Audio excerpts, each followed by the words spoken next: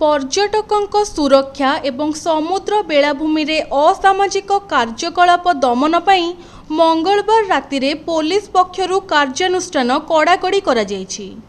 SP प्रतीक सिंह निर्देश क्रमे समुद्रकूल और बलियापंडा थाना अधीन रे थिबा बेलाभूमि रे पुलिस पैंतरा को कड़ाकड़ी करा जायछि। एही अभियान रे सिटी डीएसपी रश्मि रंजन महापात्रंक नेतृत्व रे एक स्वतंत्र पुलिस दल सह समुद्रकूल थाना अधिकारी मानस चक्र, टाउन थाना अधिकारी गोकुल रंजन दास, ट्राफिक अधिकारी संगीता दास, बलियापंडा थाना अधिकारी सुनील यादव एवं तालबणिया थाना अधिकारी अभिनव मिश्र सामिल होइछन्ति। पुरी बेलाभूमि को प्रतिदिन हजार हजार पर्यटक एवं भक्त माने आसुथिबारु सेमानंकु सुरक्षा प्रदान करिबा, विशेषकर संध्या और रात्रि समय रे बेलाभूमि रे भीड़ बढ़ुथिबारु सेठारे अपराधमूलक कार्यकलाप, असामाजिकंक गतिविधि, असदाचरण और अन्यान्य अप्रीतिकर घटना को रोकिबा निमंते एही स्वतंत्र पैंतरा व्यवस्था करा जायछि।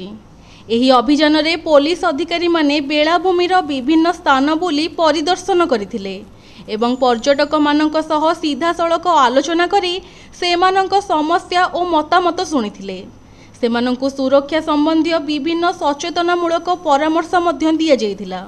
विशेषतः राति समय रे सतर्क रहिबा, अजणा व्यक्तिंक सह अत्यधिक संपर्क न रखिबा, मूल्यवान सामग्री सुरक्षित रखिबा और समुद्र रे विपज्जनक अंचल को न जिबा पई परामर्श दिया जायथिला। एहा सह बेलाभूमि अंचल रे थिबा दोकानी, होटेल व्यवसायी एवं स्थानीय लोकों को मध्य संदेहजनक व्यक्ति किंबा असामाजिक गतिविधि देखिले तुरंत पुलिस को सूचना देबाकू अनुरोध करा जायथिला।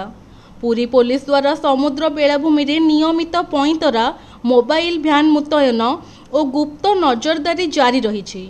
आगामी दिन में मध्य एभली सुरक्षामूलक अभियान जारी रहिबो बोली डीएसपी श्री महापात्र सूचना दैछन्ति।